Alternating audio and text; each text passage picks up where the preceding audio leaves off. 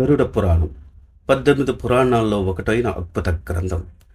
గరుడ పురాణంలో ముఖ్యంగా ఇతిహాసాలు, విశ్వం, హిందూ ధార్మిక విషయాల గురించి వివరణ ఉంటుంది. గరుడ పురాణం ప్రకారం మరణానికి గల అర్థం శరీరం నుండి ఆత్మ విడిపోవడం. ఆత్మ శరీరం నుండి విడిపోయిన తర్వాత జరిగే ప్రయాణం గురించి ఈ వీడియోలో వివరించబోతున్నా. దయచేసి ఈ వీడియోని స్కిప్ చేయకుండా లాస్ట్ వరకు చూడండి. గరుడ పురాణం ప్రకారం ఆత్మ వేరువేరు లోకాల్లో ప్రయాణిస్తుంది. మొదటిగా భువర్లోకం. ఇక్కడ పితృదేవతలు ఉంటారు. ఆత్మ తన పితృదేవతలతో మాట్లాడగలుగుతుంది. భువర్లోకంలో ఉన్న ఆత్మలకు వారి బంధువుల గురించి అవగాహన ఉంటుంది. వారు భూలోకంలో ఉన్న బంధువులను కళ్ళ ద్వారా కానీ వేరే ఇతర మార్గాల ద్వారా గైడ్ చేస్తూ ఉంటారు. భువర్లోకంలో ఉన్న ఆత్మలు వాళ్ళ బంధువులను రక్షిస్తుంటారు. వారికి జరిగే క్రతువులకు వారు వస్తుంటారు. ఇక్కడ ఆత్మలను నిర్దేశిస్తారు. ఆ ఆత్మను తదుపరి లోకానికి పంపించాలా, లేక భూమిపైన ఉన్న తర్వాత జన్మకు పంపించాలా అన్నది. ఆ తర్వాత వెళ్ళేది స్వర్గలోకం. ఇక్కడ దేవతలు ఉంటారు. ఆనందం, ఆహ్లాదం, వాతావరణం ఉంటుంది. ఇక్కడ ఆత్మలు చాలా ఆనందంగా ఉంటాయి.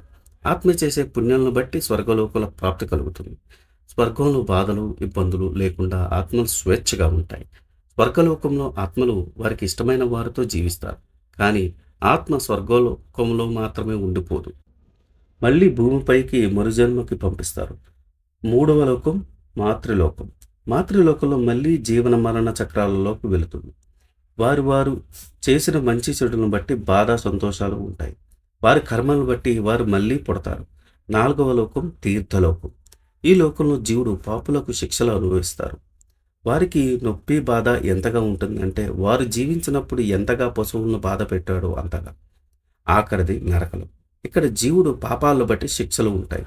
పాపములు లెక్కించి చిత్రగుప్తుడు శిక్షలు చెబితే యముడు ఆ శిక్షను వేస్తారు.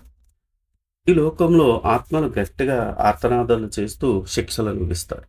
శిక్షలు అనుభవించిన తర్వాత వచ్చేది మోక్షం.